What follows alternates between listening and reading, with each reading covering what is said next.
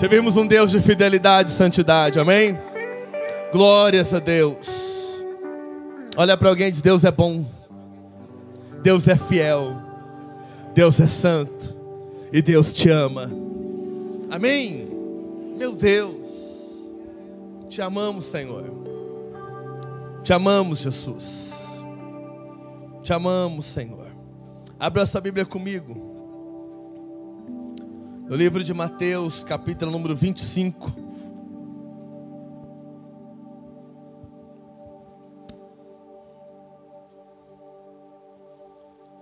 Nós estamos entrando agora na última semana do nosso jejum. Glória a Deus por isso. Eu tenho falado nesses domingos sobre jejum, sobre nazireado. E nessa noite eu quero falar um pouquinho sobre a voz profética. A voz profética que age através de homens e mulheres para um tempo, para que aqueles homens e mulheres, aquela geração, elas tenham um destino, elas tenham uma direção, elas tenham um alvo. E os homens e mulheres que irão portar a voz profética são os homens e mulheres que se renunciarem, são os homens e mulheres que pagarem o preço. Quando falamos de jejum, falamos de renúncia. Quando falamos de jejum, falamos de pagar um preço. Quando falamos de jejum, falamos de matar a carne. Quando falamos de jejum, falamos de matar, neutralizar o nosso eu, para que a glória do Senhor ela resplandeça sobre a nossa vida, para que a vontade do Senhor, para que a voz do Senhor seja nítida aos nossos ouvidos, ao nosso coração. Você achou Mateus 25? Diz assim, a partir do versículo 1: Então o reino dos céus será semelhante a 10 virgens, que tomando as suas lâmpadas, saíram a encontrar-se com o noivo. 5 dentre elas eram nécias, e 5 prudentes. As nécias, ao tomarem as suas lâmpadas, não levaram azeite consigo. Vamos ler o 3 junto? 3, 2, 1. As nécias, ao tomarem as suas lâmpadas, não levaram azeite consigo. Vamos continuar junto. 4. No entanto, as prudentes, além das lâmpadas, levaram azeite nas vasilhas. E tardando o noivo, foram todas tomadas de sono e adormeceram. Mas à meia-noite ouviu-se um grito: Eis o noivo, saí ao seu encontro. Pai, essa é a tua boa, perfeita, bendita palavra. Fala conosco, Senhor, uma vez mais. Que teu Espírito Santo fale aos nossos corações. Que nenhuma semente fique à beira do caminho, mas que toda a tua boa semente, toda a tua boa palavra, ela encontre boa terra em nosso coração, para que possa, Senhor, frutificar a 30, a 60 e a 100 por um, em o nome de Jesus, amém? Podem se assentar, irmãos. Glória a Deus por isso. Irmãos, o texto de Mateus 25, muito conhecido também pelos crentes, é um texto escatológico, ou seja, é um texto que fala das últimas coisas. É um texto que ele fala dos últimos dias. É um texto de onde nós podemos tirar daqui várias lições, vários aprendizados estão contidos nesse texto. A conversa aqui entre Jesus e os discípulos seria: o que aconteceria, como seriam, quais seriam os sinais que antecederiam a volta de Jesus. Porque já estava claro para eles, Jesus iria partir. Jesus já tinha deixado claro aos seus discípulos que o seu tempo aqui em carne na terra já estava sendo encerrado, que o propósito já estava quase entregue, que o processo, que o processo, Veridiane, já estava quase concluído. Essa semana eu e a Veridiane falamos sobre processo e propósito. Até ministrei isso para os homens, ela ministrou para os adolescentes hoje. Todos nós temos um propósito, amém? Ih, 3 creram nisso. Todos nós temos um propósito. Todos nós temos. Só que você tem a liberdade, sim, de pegar o seu propósito e pôr dentro de uma gaveta de escrivaninha. Você pode pegar o seu propósito e enterrá-lo. A Bíblia fala de homens que receberam talentos e alguns multiplicaram aqueles talentos. Só que um deles simplesmente escondeu o talento, ou seja, ele não teve uma expansão do propósito. E quando a gente fala de cumprir o propósito, é muito legal, é muito bom. Só que todo propósito é antecedido pelo cumprimento de um processo. E o propósito é muito bom, mas o processo exige muito da gente. O propósito, na foto do propósito, é quando alguém, por exemplo, faz faculdade. Alguém fez medicina, acho que são 6 anos de faculdade, 2 a 3 anos de residência. Aí tira foto lá com o recém-formado, né, com o recém-médico. É muito bonito ver o propósito construído. Só que aquela pessoa sabe como é que foi o processo. O processo exige de nós lágrimas, o processo exige de nós entrega, o processo exige escolhas. E Jesus aqui nesse texto, ele está finalizando o processo para um propósito extraordinário. Que propósito, pastor? O propósito de Jesus era possibilitar que eu e você pudéssemos, através do crer nele, ter acesso à salvação, à vida eterna no Pai. Esse era o propósito de Jesus aqui na terra. Ele estabeleceu um novo e um vivo caminho. Ele materializou a salvação para mim e para você. Só que aqui nesse tempo, com os discípulos, estar com Jesus era muito bom. E Jesus fala para eles: eu estou indo embora, está chegando os dias de eu ir. E eles perguntam: tá, mas como é que vai ser os dias que antecedem a tua vinda? E aí Jesus vai explicando. Aqui começa em Mateus 24, essas explicações. Até vamos pegar aqui um ganchinho, Mateus 24, versículo 36. E uma das explicações que Jesus deu para eles era que os dias que antecederiam a sua volta seriam como os dias de Noé. Que dia? Dias de Noé. O que acontecia nos dias de Noé? 37. Pois assim como foi nos dias de Noé, também será a vinda do Filho do Homem. Porquanto, assim como nos dias anteriores ao dilúvio, comiam e bebiam, casavam e davam-se em casamento, até o dia em que Noé entrou na arca. Nos dias que antecederam o dilúvio, ou seja, nos dias que antecederam o primeiro grande juízo de Deus sobre a terra, as pessoas estavam cada uma vivendo segundo a sua vontade, segundo o seu interesse, segundo o seu querer, segundo aquilo que entendiam ser certo. Ou seja, o texto diz, quando falam que eles comiam e bebiam, eles estavam voltados às suas preocupações materiais. Comer e beber fala tão somente das necessidades básicas do ser humano. Então aquela geração, ela estava buscando tão somente satisfazer as suas necessidades. Casavam e davam-se em casamento, fala do prazer do casamento. Então aquela geração, ela estava desconectada de Deus. Era uma geração que estava distante da palavra, distante da verdade do Evangelho, distante daquilo a qual o Senhor tinha para aquele povo. O povo estava pecando, o pecado, diz a Bíblia, já subia até o trono de Deus.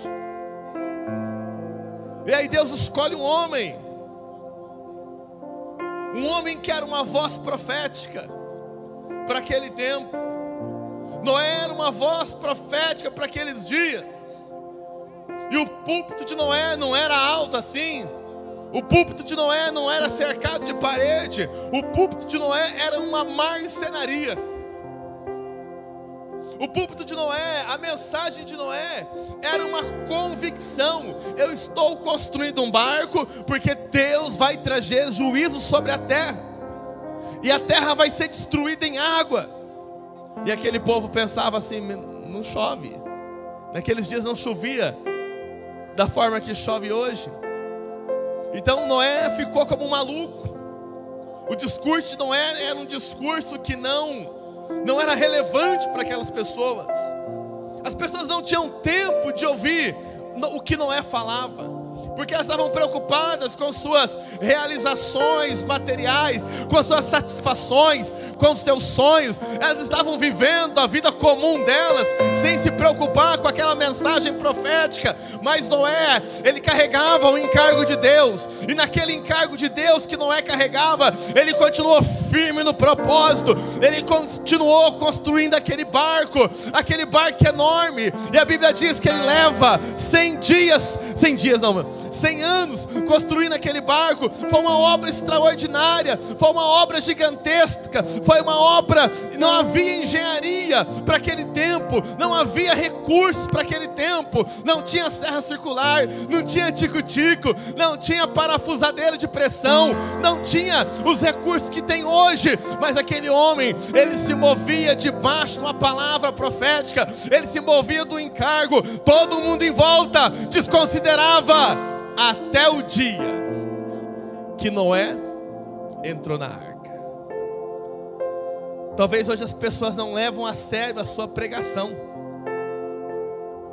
Talvez há pessoas que não levam entrega, não levam em conta a sua entrega. Talvez você está jejuando aqui e alguém na sua casa acha que isso é maluquice, acha que isso é besteira, acha que isso é religiosidade, acha que isso é desnecessário. Infelizmente, irmãos, se essas pessoas não mudarem o coração, ainda que seja no dia, você não vai entrar na arca, mas você vai entrar na Nova Jerusalém, você vai entrar na morada celestial, você entrará na eternidade com Cristo. E quando você entrar na eternidade com Cristo, pessoas que muitas das vezes desprezaram o trajeto da construção da arca vão reconhecer que você se movia através de uma palavra profética. Porque a palavra profética, ela não está materializada no hoje.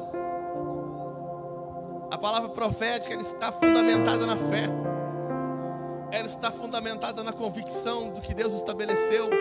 Ela está fundamentada na convicção daquilo que Deus pode fazer. Dias de Noé, e estamos começando, talvez, dependendo do ponto de vista, dependendo do ponto de vista, totalmente já imersos em dias semelhantes. Em dias semelhantes a esse. Dias aonde as pessoas, em sua maioria, não querem saber da mensagem da cruz, não querem saber da mensagem do Evangelho. Elas continuam comendo e bebendo e casando-se e dando-se em casamento. Elas continuam vivendo a sua vida como se não fosse haver um dia de prestação de contas, como se um dia cada um de nós não estivéssemos diante de Deus. Pois vai chegar um dia que cada um de nós estaremos diante de Deus. E a Bíblia fala que naquele dia será um dia de honra e será um dia de vergonha. Será um dia de honra para os fiéis, mas será um dia de vergonha para aqueles que desprezaram a palavra do Evangelho. Jesus continua ensinando, e Ele vai fazer agora uma parábola. Ele vai trazer uma ilustração no Mateus 25, para que os discípulos compreendam um pouquinho mais. Agora não somente sobre as coisas, mas sobre a importância de como eu tenho que estar no aguardo da sua volta. E ele lê o texto que lemos juntos aqui, ele profere as palavras desse texto, e ele compara o reino de Deus semelhante a 10 virgens. que tomaram as suas lâmpadas e saíram a encontrar-se com o noivo. Era um costume judaico. Não vou entrar aqui no mérito do judaísmo, mas imagina como se essas moças, essas virgens, imagina que elas fizessem um papel semelhante à nossa cultura, aquelas daminhas de honra, só que eram moças, eram amigas da noiva, elas eram moças virgens, amigas da noiva escolhidas para estarem junto naquele que seria o maior dia da vida da noiva, o dia do seu casamento, o dia das bodas, o dia do encontro com o noivo.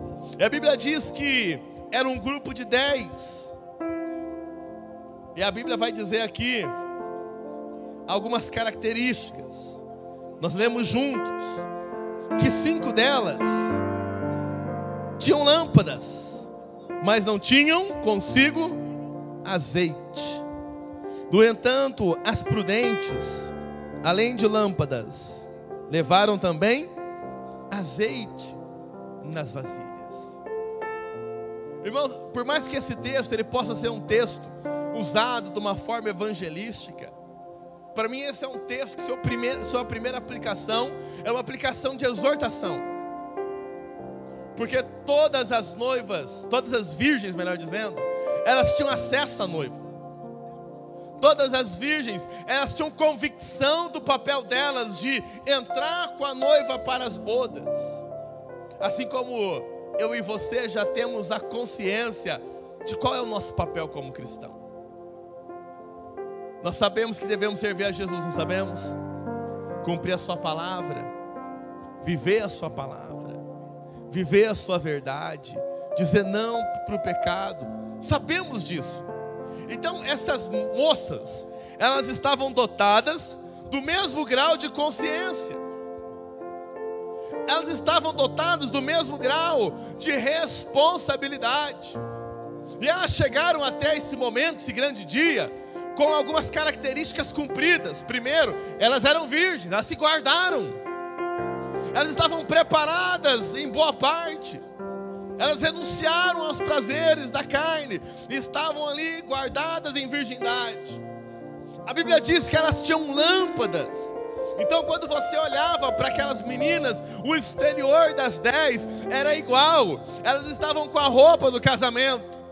Elas estavam com as lâmpadas que deveriam ser portadas para aquele momento de encontrar o noivo até a entrada da porta.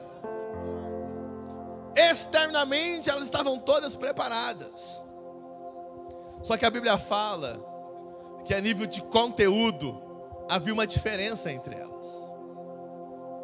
A nível de conteúdo, talvez aquilo que não era visível ao primeiro olhar, aquilo que não era visível à maioria, mas ia fazer a diferença em algum momento. Fala para o teu irmão assim: meu irmão, tem coisa que ninguém vê em você, ninguém enxerga, mas vai fazer a diferença no tempo de Deus. Amém? E o que aconteceu? Metade delas não tinham azeite. Metade delas estavam levando uma medida de azeite inadequada para aquela missão. Tudo indica que elas chegaram com as lâmpadas acesas, Paulo. Porque se elas tivessem chegado com as lâmpadas apagadas, alguém notoriamente já teria falado: olha, a sua lâmpada já apagou, o noivo nem chegou aqui ainda, você já está apagada. Então elas chegaram, mas chegaram com uma quantidade de azeite insuficiente. E aí, olha o que a Bíblia vai dizer, versículo 5. E tardando o noivo, foram tomadas de sono e adormeceram. O noivo não chegou na hora que elas previam. Ah, irmãos, como é que seria bom se nós soubéssemos que Jesus voltaria sexta-feira da tarde às 19 horas? Não seria bom demais? Ah, como seria bom. Faria aí uma semana de jejum, só na água, pastor Eduardo. Uma semana de jejum na água, e olha lá, hein? E olha lá, se for na água ainda. Não ia trabalhar essa semana.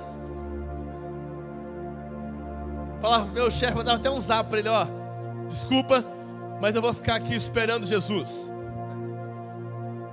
Eu vou ficar aqui esperando Jesus. E tá na bolsa com a Nicole. Desculpa. Eu não vou poder me preocupar com outra coisa, que eu estou aqui esperando Jesus. E aí às 18h59, eu ia lá para a porta, para a sacada da minha casa. Minha casa, eu fiz uma sacada assim, ó, que eu olho para a serra. Eu ia lá para aquela sacadinha da minha casa, só esperar a contagem regressiva. 10, 9, 8, 7, 6, 5, 4, 3, 2, 1. Pam, bararam, toca a trombeta. E eu encontro com o Senhor. Ah, que maravilha que seria se fosse assim, irmãos. Mas não vai ser assim. Não vai ser. E a Bíblia, pelo contrário, ela vai dizer para a gente ficar, fiquem atentos. Porque não vai ser da forma que vocês possam estar esperando. Fiquem preparados, porque não vai ser provavelmente no tempo que vocês estão esperando. Só o Pai sabe a hora exata. Só o Pai sabe o momento que isso vai acontecer. E nesse interim, na minha concepção, pode parecer muito tempo. E na minha concepção, por parecer muito tempo, eu posso me cansar.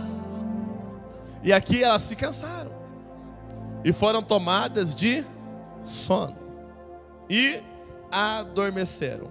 Agora nós temos dois problemas nesse grupo de mocinhas. Nós temos um problema de falta de vigilância. Porque o vigilante, como é que o vigilante fica? Atento, ligado. Só que essas mocinhas aqui, elas dormiram. Então nós temos um problema de falta de vigilância. E temos um segundo problema, que é o quê? Agora, falta de azeite. Problema 1, falta de vigilância. Problema 2, falta de azeite. Vamos falar um pouquinho do problema 1. A falta de vigilância. Uma igreja vive, Anne, dormindo. Ficou dormindo, Vivi. Uma igreja que dormia. Irmãos, e dormir na hora errada é muito perigoso. Daqui os motoristas que sabem que não pode dormir no volante. 1 Reis, capítulo 3, tem um ensino sobre isso. Vamos olhar lá rapidinho. 1 Reis, capítulo de número 3, versículo 16. A Bíblia vai dizer que duas mulheres foram diante do rei. E chegando diante do rei, versículo 17, disse uma delas: ah, Senhor meu, para o rei Salomão, eu e essa mulher moramos na mesma casa, onde dei à luz a um filho. No terceiro dia depois do parto, também esta mulher teve um filho. Estávamos juntas. Nenhuma outra pessoa se achava conosco na casa. Somente nós, ambas, estávamos ali. De noite, morreu o filho desta mulher, porquanto se deitara sobre ele. Então olha só, durante a noite, o que aconteceu? Morreu o filho desta mulher, porquanto se deitara sobre ele. Foi um acidente, uma fatalidade, um triste acidente. 20. Levantou-se à meia-noite, que hora? Enquanto dormia tua serva, tirou-me a meu filho do meu lado e deitou nos seus braços, e o filho morto deitou nos meus. Então olha o que acontece nesse texto. Duas mulheres moravam na mesma casa, as duas tinham um filho, uma deitou em cima do outro, rolou.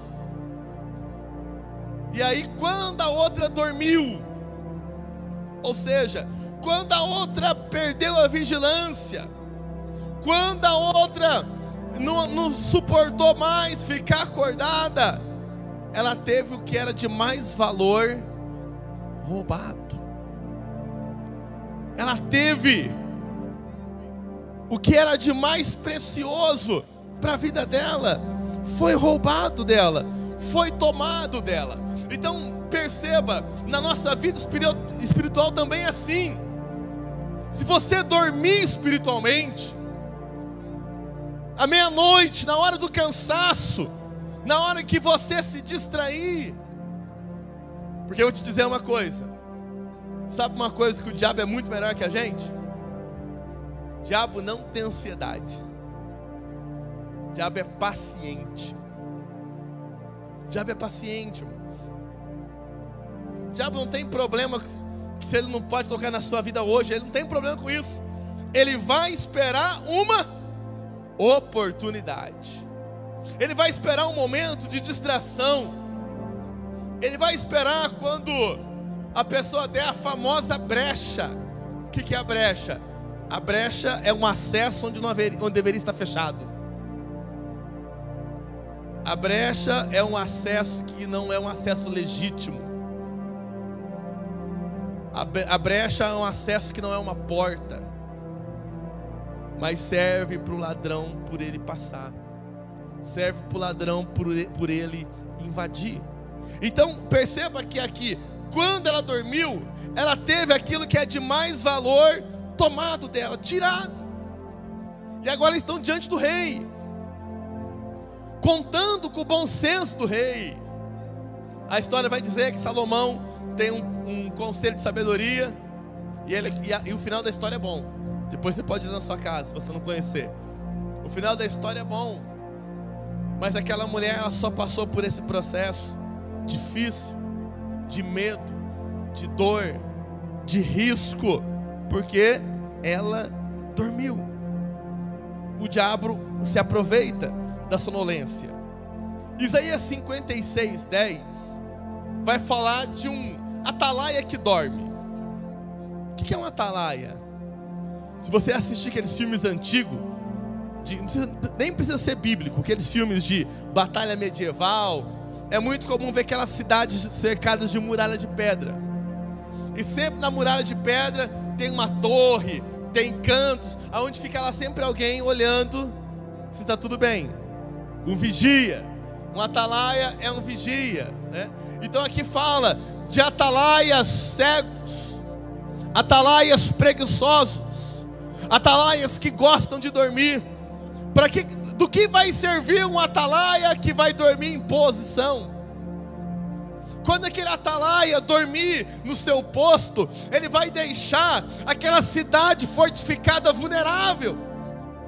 Ele vai deixar aquela cidade toda acessível ao inimigo por conta da distração, por conta do sono. E hoje, irmãos, há uma grande sonolência espiritual. Há uma grande sonolência. Há uma grande sonolência por vários motivos. Preguiça. Ai, que preguiça de ler a Bíblia. Ai, que preguiça de ir para a igreja. Ai, que preguiça de orar. Jejuar, misericórdia, que preguiça. Me envolver com a igreja, misericórdia, que preguiça. A preguiça, ela destrói, ela mina, ela contamina, ela corrói alicerces espirituais. Você pode até construir um bom alicerce espiritual, mas se você deixar a preguiça tomar conta, vai corroer esse alicerce. E daqui a uns dias aquilo que era um alicerce muito bem constituído, já vai ter corrosão, e vai colocar em xeque a sustentabilidade daquele alicerce, porque deixou-se que a preguiça o destruísse. O secularismo. O que é o secularismo, pastor? De uma forma bem simples. Quantos aqui amam Jesus? Vou contar uma história. Meu segundo pastor contava ela. Pior que eu acho que era verdade quando ele contava. E ele dizia assim que um cidadão foi num culto bem, sabe aquele culto bem pentecostal? Aquele que a gente cantava ainda, debaixo de meus pés. Quem falou isso aqui alguns dias atrás? Alguém falou isso aqui numa pregação? Que a gente cantava essas músicas, né? Eu fui no terreno do inimigo. Lá maior, né? Em Lá maior, não é? Não precisa tocar não. Não precisa tocar não, né? E aí, foi aquele culto pentecostal, violento. Deus falou com aquela pessoa. E ele morava num sítio. E aí quando ele foi embora, no meio do caminho tinha uma ponte num rio. Quem estava no meio da ponte? Satanás. Aquele crente agora está vendo Satanás, não tem outro jeito de ir embora. Ele só consegue ir se ele atravessar a ponte. E aí aquele irmão, ele dava um passo e falava assim, ó: Deus é bom. Aí o diabo na ponte fazia assim. Aí ele dava outro passo. Mas o diabo também não é ruim. Deus é bom, o diabo. Mas o diabo também não é ruim, o diabo abaixava o braço. E ele atravessa a ponte assim. Pô, tem muita gente começando a achar que o diabo não é tão ruim assim, mas não. Tem muita gente começando a acreditar que o pecado não é tão ruim assim, mas não. E aí começamos a tentar viver uma vida cristã, mas sem as renúncias completas. Uma vida cristã sem pagar o preço completo. Tentamos, porque não conseguimos. Mas é do interesse do diabo que nós tenhamos a clareza de que estamos conseguindo viver um falso cristianismo. Para o diabo é muito bom que os crentes vivam um falso cristianismo. Sabe por quê? No último dia, quem vai julgar eles não é o diabo. Quem vai julgar eles é o próprio Cristo. Lembra daquela galera que fez milagre, fez maravilha, pregou, fez coisas muito abençoadas. Aí chegaram diante de Jesus, achando que tinha um passaporte VIP, achando que ia passar direto. E aí Jesus, epa, peraí, quem são vocês? Eu nem conheço vocês. Não vos conheço. Apartai-vos de mim. O meio cristianismo ele não nos leva para o céu, irmãos. Cristianismo é entrega. Cristianismo é renúncia. Cristianismo é crer que Jesus, Ele tem tudo que nós precisamos. É crer que Ele é o caminho. É crer que Ele é a verdade. É crer que Ele é a vida. É crer que nele tem tudo que eu dependo. É crer que eu posso esperar que Ele, ainda que não haja porta, Ele abre porta. É crer que ainda que não haja caminho, Ele abre caminho. É crer que ainda que existam águas, Ele caminha sobre elas. É crer que a minha dependência vai estar nele. Nele estará a minha dependência. E aí o secularismo tem feito muitos cristãos dormirem. E não é de hoje. Paulo está ensinando sobre a Santa Ceia. E depois daquela parte que a gente lê, ele começa a falar: examinai, pois, o homem a si mesmo, para que não venham ser julgados pelo Senhor. Porque é por isso que entre vós há muitos fracos, doentes e alguns que dormem. Alguns que já até morreram, porque tentaram viver um cristianismo pela metade. Meu irmão, não desperdice esse tempo, amém? Viva a plenitude do que Deus tem para a sua vida. Pastor, mas é difícil. Eu sei, é por isso que o próprio Filho de Deus desceu na terra, morreu na cruz, ressuscitou ao terceiro dia, para que o Espírito Santo venha sobre a nossa vida e nos dê a força que nós não temos. É por isso que Ele fez isso. A falta de fé, a falta de dependência das Escrituras, a falta de cuidado das disciplinas espirituais tem feito cada vez mais a igreja dormir. E aí nós temos uma igreja que dorme, uma igreja que não está guardando a torre de vigia, uma igreja que ela não está atenta à voz de Deus para esses dias. Irmãos, nós temos que estar todo o tempo ouvindo a voz de Deus. Não adianta você ouvir só no começo da caminhada. Se Abraão tivesse ouvido Deus só no começo, não teria Isaac. Porque no começo Deus falou: vai e sacrifica teu filho Isaac. Se no caminho Abraão continuasse não ouvindo a Deus, Isaac tinha sido sacrificado. Mas Deus, Ele não só falou conosco, Ele quer continuar falando. Deus não quer que você ande sem direção. Não é de Deus que você ande sem saber por onde vai. Não é de Deus. Deus tem destino para cada um de nós. Deus tem direção para cada um de nós aqui. Você crê nisso? Aleluia. 1 Tessalonicenses 5. Tem um textão ali grande, vamos ler ele. Porque são textos que nos advertem contra o sono espiritual.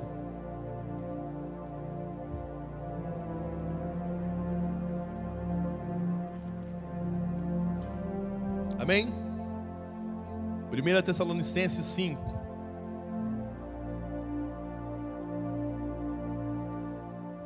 Diz assim: irmãos, relativamente aos tempos e a épocas, não há necessidade que eu vos escreva, pois vós mesmos estáis inteirados com precisão de que o dia do Senhor vem como ladrão de noite. Quando andarem dizendo paz e segurança, eis que lhes sobrevirá repentina destruição, como vem as dores de parto à espera, como vem as dores de parto a que está para dar à luz, e de nenhum modo escaparão. Mas vós, irmãos, não está em trevas, para que esse dia como ladrão vos apanhe de surpresa. Não, você vai ter que dar um glória a Deus por isso. Amém? Olha aqui, ó. Portanto, vós todos, porquanto vós todos, não, nem não, volta ali. Isso. Mas vós, irmãos, não estáis em trevas. Amém? Para que esse dia como ladrão te apanhe. Então perceba que o dia vem como um ladrão para quem está em treva, para quem está despreparado, para quem está dormindo, para quem está distraído, não para nós. Versículo 5. Porquanto vós todos sois filhos da luz e filhos do dia, nós não somos da noite nem das trevas. Assim, pois, não durmamos como os demais. Pelo contrário, vigiemos e sejamos sóbrios. Ora, os que dormem, dormem de noite, e os que se embriagam, é de noite que se embriagam. Nós, porém, que somos do dia, sejamos sóbrios, revestindo-nos da couraça da fé e do amor, e tomando como capacete a esperança da salvação. Amém por isso? Então perceba que a Bíblia vai fazer uma distinção entre os que dormem e os que não dormem. E nesse ponto aqui estamos falando dos que dormiram espiritualmente, dos que estão distraídos espiritualmente, dos que estão numa vida de urso espiritual, estão hibernando. Mas enquanto o urso está hibernando, se outro animal tiver coragem, até devora ele, de tão pesado que é o sono dele. E o que acontece? Essa dormência espiritual, esse sono espiritual, ele vai me levar à segunda consequência. Primeiro, falta vigilância. Eu vou dormir, eu não vou trabalhar da forma que eu deveria, eu não vou ser zeloso. E o fato de eu não ser zeloso vai me levar na segunda consequência: vai me faltar azeite. A falta do azeite vai falar do quê? Ela vai falar da vida espiritual em baixo nível.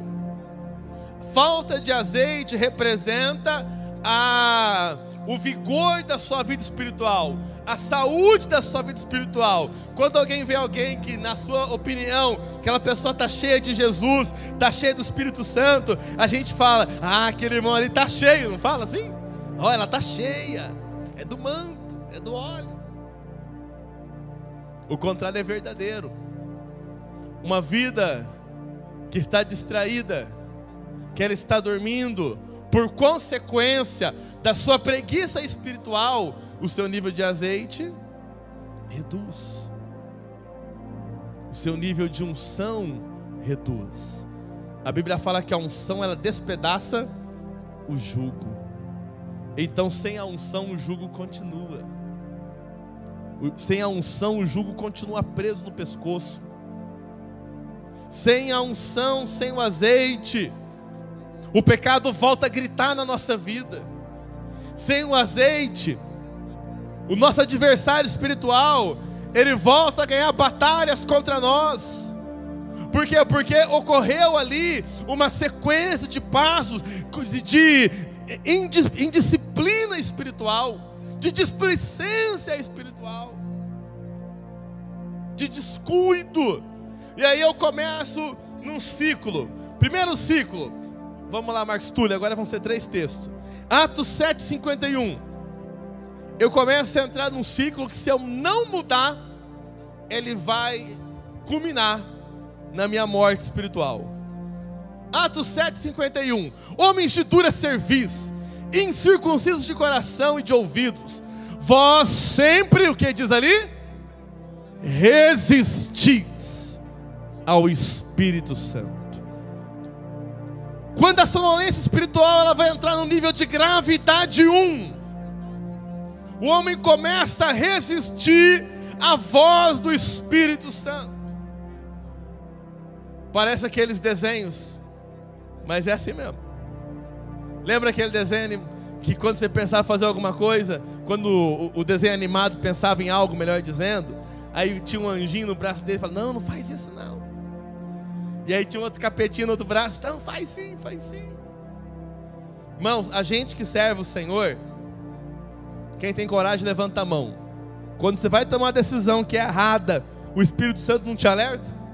Alerta ou não alerta? Alerta.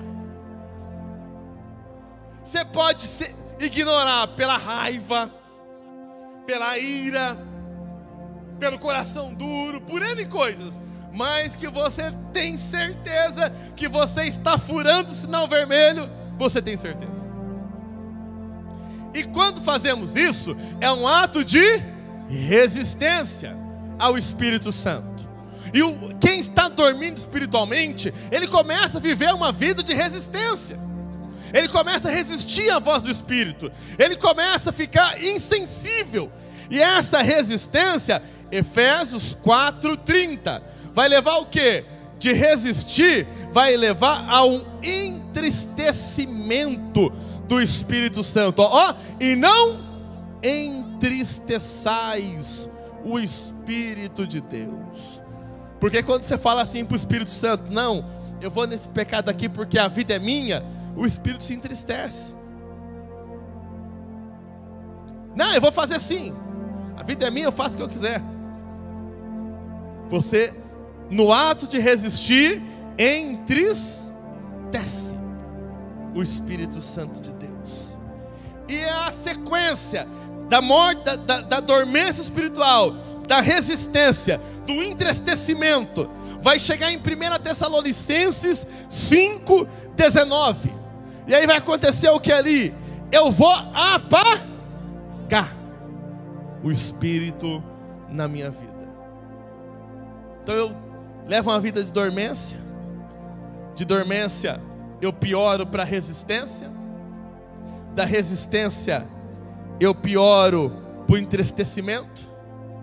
Do entristecimento eu ainda pioro e apago. Apagar é o que? Apagar fala de findar, fala de aniquilar, fala de zerar a ação do Espírito Santo na minha vida.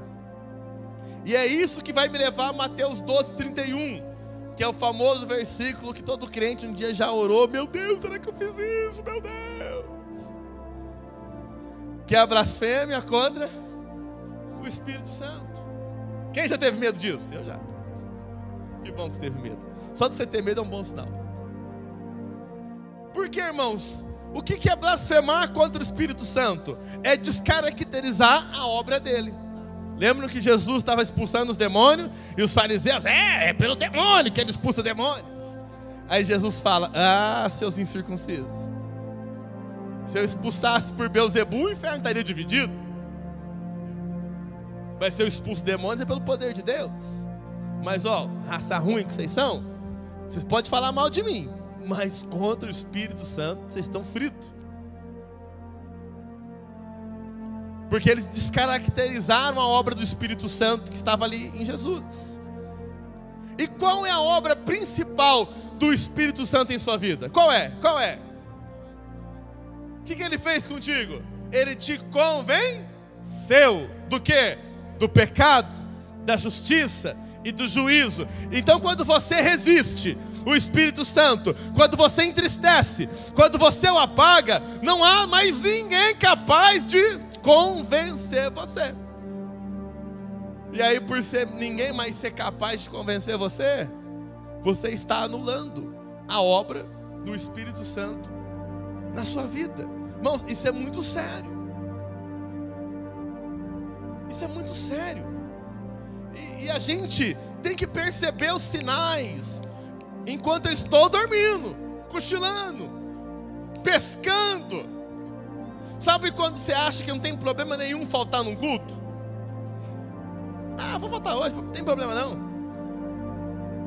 Realmente não tem problema não estar num culto um dia ou outro. Agora, eu tratar isso como qualquer coisa tem um grave problema, um gravíssimo problema, um seríssimo problema. É um sinal espiritual, é um sinal que eu posso estar cochilando. Ah, ir na igreja não ir para mim, está tudo igual. É um sinal que eu estou dormindo espiritualmente. Eu viver uma vida durante a semana aonde eu estou constantemente em contato com o pecado, pecando. Eu sei que é pecado, mas estou fazendo. E isso é um sinal claro que no mínimo eu estou dormindo espiritualmente. E meus irmãos, até dormir espiritualmente ainda é um ato da misericórdia. Porque quem está dormindo pode ainda acordar. Agora quem está morto já não tem mais volta. A Bíblia fala, Salomão: mais vale um cão vivo do que um leão morto. E eu fico pensando isso. Imagina que trabalheira um leão morto. Como é que arrasta um leão morto? Como é que você enterra um leão morto? Como é que você descarta um leão morto? Não serve. Toda aquela imponência, ela se perdeu com a morte do leão. Romanos 13:11. Romanos 13:11 vai dizer: e digo isto a vós outros, que conheceis o tempo. Ó, que legal. Já é a hora de vos despertardes do sono, porque a nossa salvação está agora mais perto do que quando no princípio cremos. Quem aqui é batizado? Levanta a mão.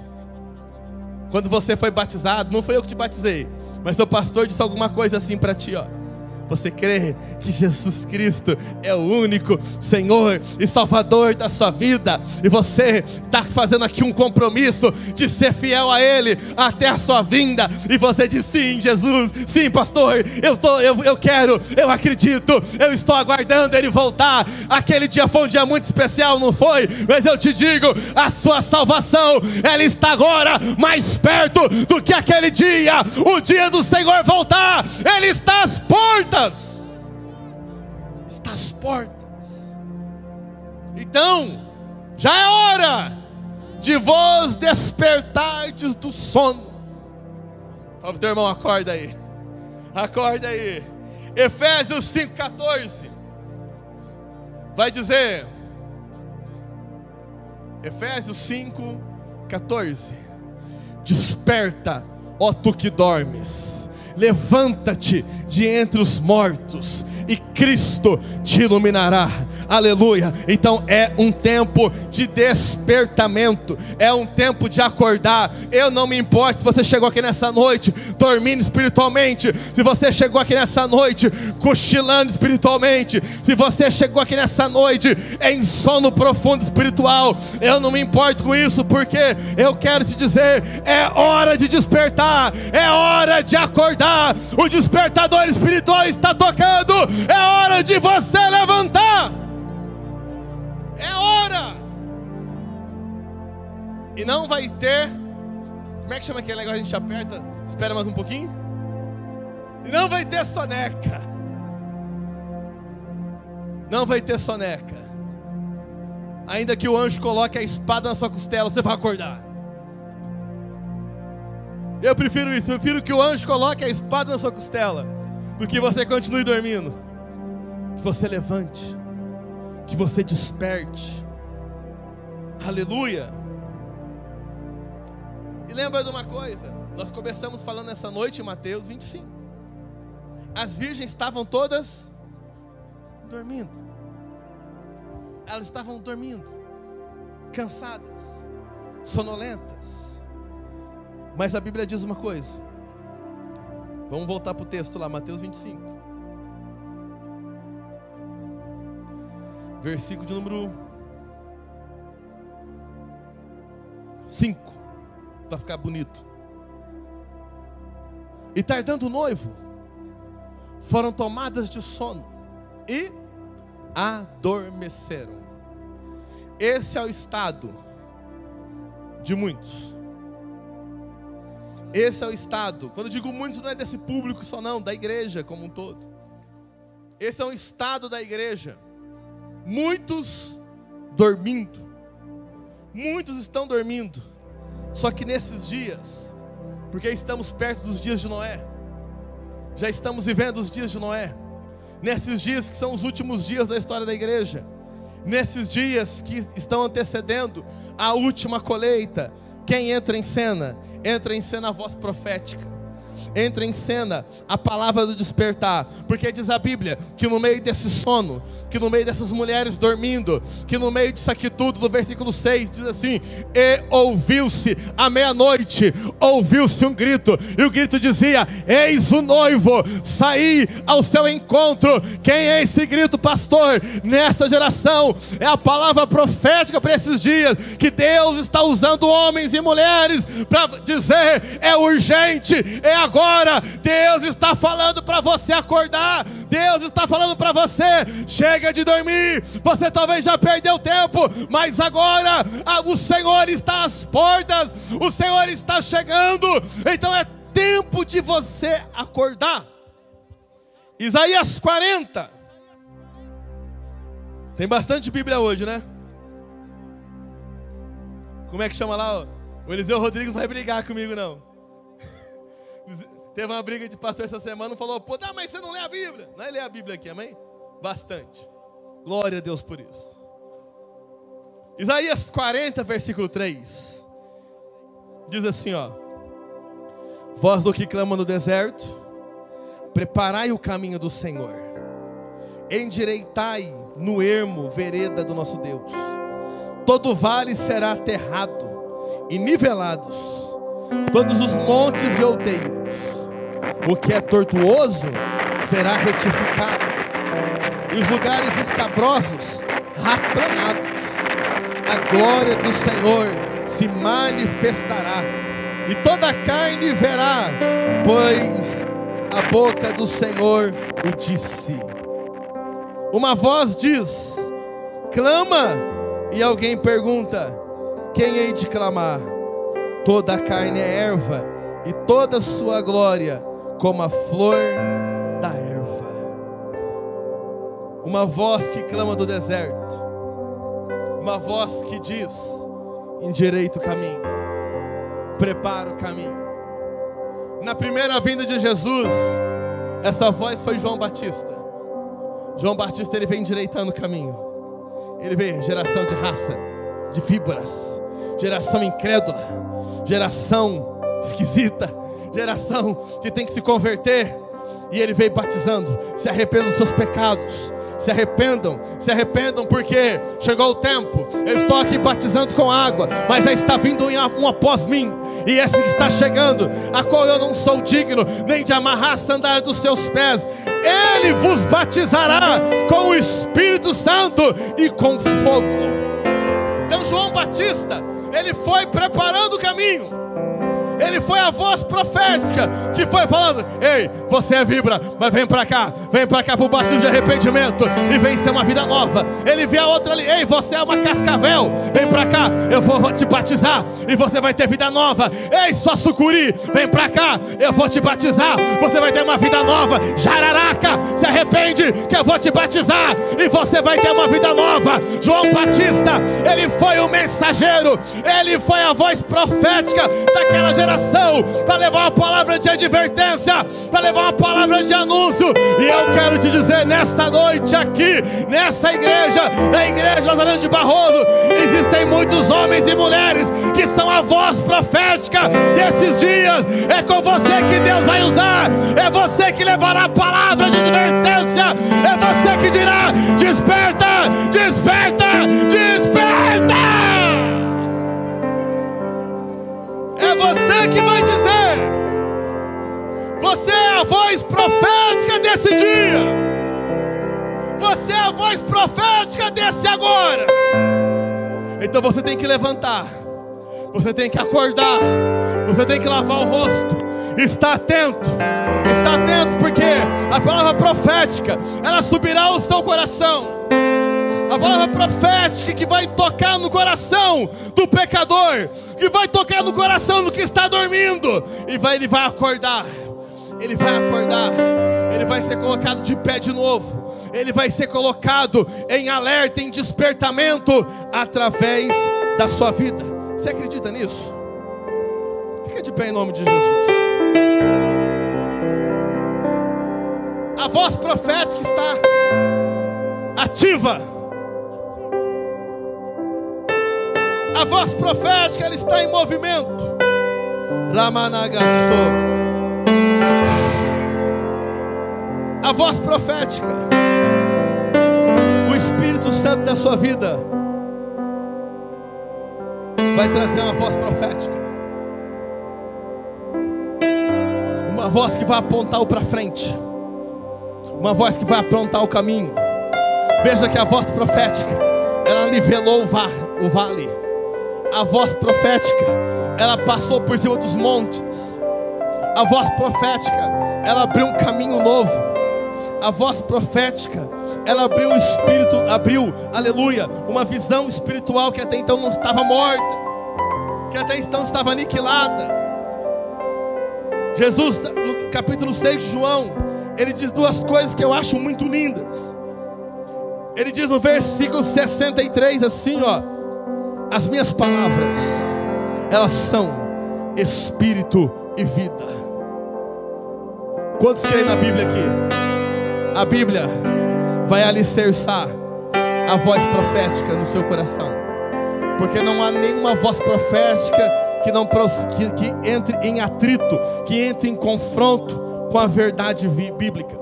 Toda voz profética genuína, ela é alinhada com a verdade bíblica.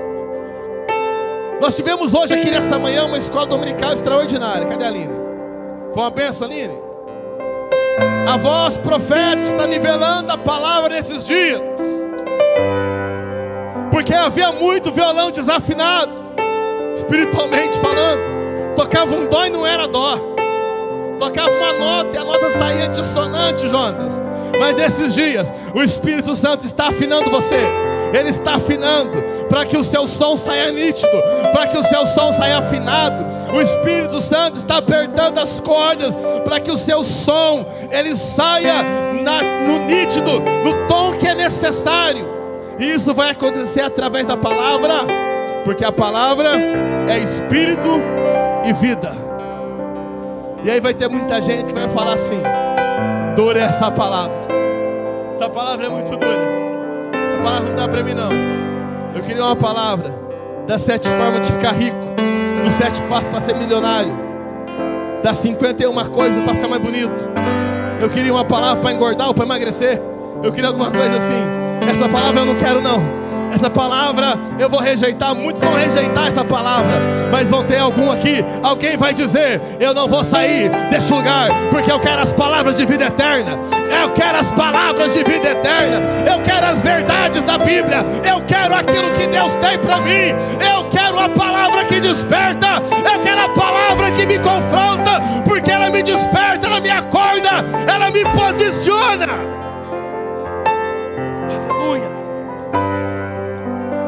Aquelas virgens adormecidas e sem azeite.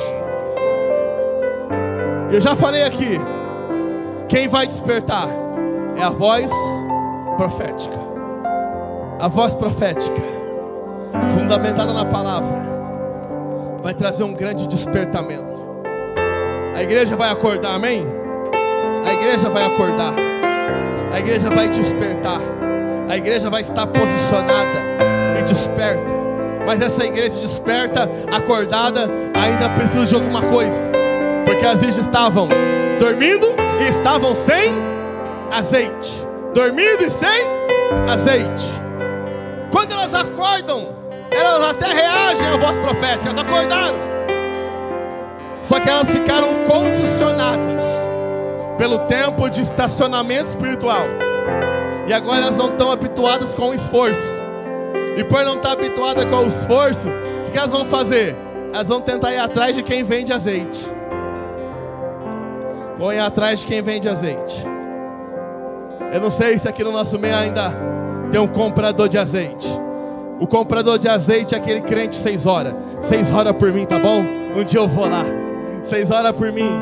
Ora por mim que um dia eu chego lá. Comprador de azeite.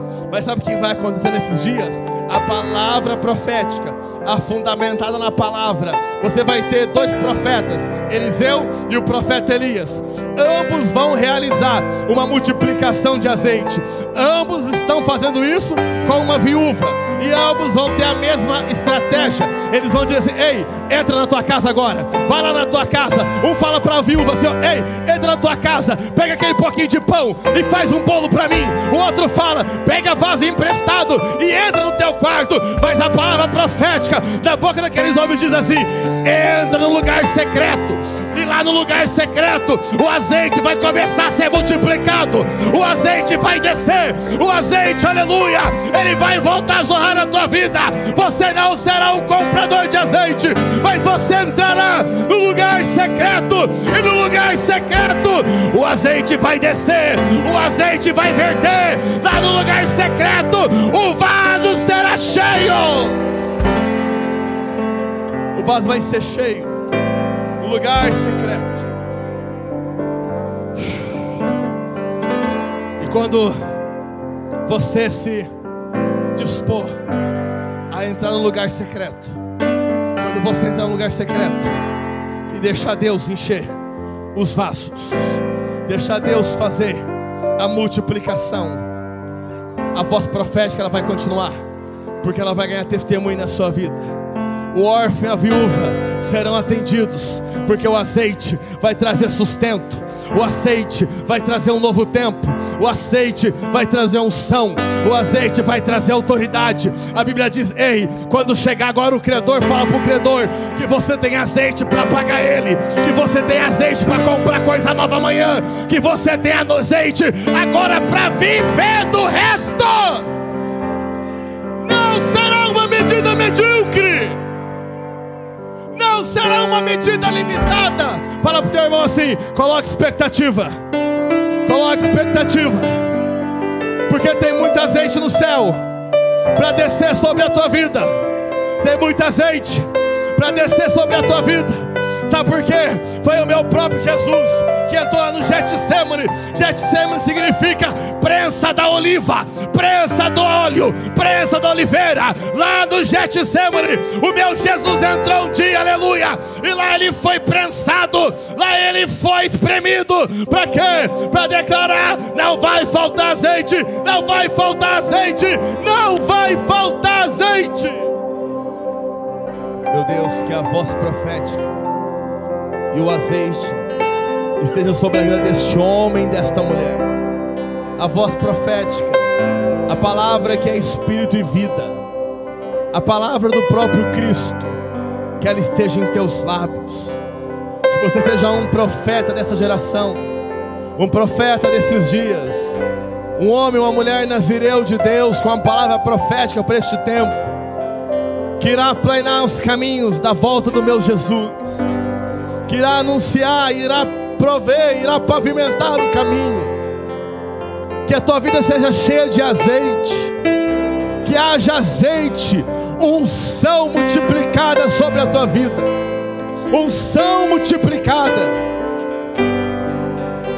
que haja um transbordar do Espírito, um transbordar do Espírito Santo, que você seja um atalaia desperto, um atalaia vigilante, um homem ou uma mulher de olhos abertos, um homem ou uma mulher que geram no secreto o seu azeite, no jejum, se colocam a ser espremidos por Ele, para que o azeite puro venha, para que o azeite puro Ele verta da sua vida. Oh Espírito Santo de Deus, aqueles que chegaram aqui nessa noite, Senhor, em sono espiritual, eu creio que eles foram despertados, Senhor, que eles consigam permanecer acordados, consigam permanecer vigilantes, Espírito Santo. Sustenta eles, sustenta os teus filhos, não deixa que caiamos no sono espiritual, na resistência do teu Espírito, no entristecer do teu Espírito, no apagar e blasfemar contra o teu Espírito Santo. Não permita que chegamos aí, Senhor. Desperta-nos, Senhor, que haja um despertamento completo e uma unção nova, uma unção renovada, uma unção fresca, porque o jugo será quebrado por causa da unção. A unção quebra todo jugo. A unção fala da legitimidade, a unção fala da autoridade, a unção fala do nível conquistado de autoridade para esse tempo. Meu Deus, ó Pai, faça o teu povo boca de Deus para esses dias. São dias de Noé, meu Pai, mas e aqui estamos nós para construir a arca. Aqui estamos nós, Senhor, para pavimentar o teu agir. E assim como João, nós também declaramos: nós só somos aqueles que batizam com água, mas está chegando um que tem todo o poder, toda a honra, toda a glória, aquele que tem todo o domínio, aquele que agora não vai vir na manjedoura, aquele que agora não vai vir em Belém, aquele que agora não vai ser recebido somente pelos magos do Oriente, mas o céu vai se abrir, aleluia, e Ele vai vir em poder e glória e autoridade. Todo olho verá, todo olho verá a volta do meu Cristo, a volta do meu Senhor. Eclesiastes 9:7. Todo olho verá, mas até que Ele venha, até que Ele volte. Eclesiastes 9:8 então, por favor, vê se é o 8, não é o 7, tá? Isso. E em todo o tempo sejam alvas tuas vestes, e jamais falte o óleo sobre a tua cabeça. Amém? Glória a Jesus. Aleluia. Podem se sentar por um momento. Deus é bom. O reino de Deus está em movimento, está em expansão. Está em movimento, está em expansão. E o próprio Cristo nos fala: orai para que o Senhor envie trabalhadores à sua seara. E essa palavra envie, lá no original, é ekbalo. Ekbalo significa um enviar violentamente, enviar com intensidade, enviar com urgência. Então eu quero te lembrar que há uma urgência no seu despertar, para você ser uma boca profética nesses dias. Um homem ou uma mulher de Deus que vai ter um papel ativo no reino de Deus. Há um chamado para você ter um papel ativo na grande colheita, amém?